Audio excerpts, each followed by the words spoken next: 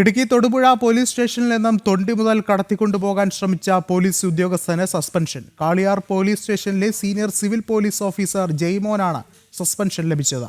Special branch അന്വേഷണം നടത്തി ജില്ലാ പോലീസ് മേധാവിക്ക് റിപ്പോർട്ട് നൽകിയിരുന്നു. ജനം ടിവിയാണ് വാർത്ത ആദ്യം പുറത്തുവിട്ടത്. ഇതിന് പിന്നാലെയാണ് നടപടികൾ ഉണ്ടാകുന്നത്. Big impact.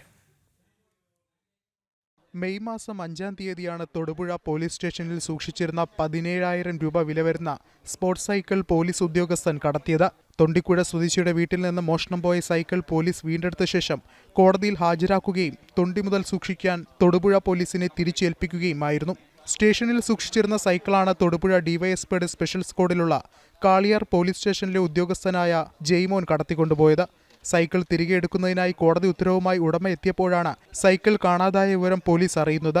തുടർന്ന് CCTVകൾ കേന്ദ്രീകരിച്ച് നടത്തിയ പരിശോധനയിൽ സൈക്കിൾ മാറ്റിയത് ജയ്മോനാണെന്ന് കണ്ടെത്തി.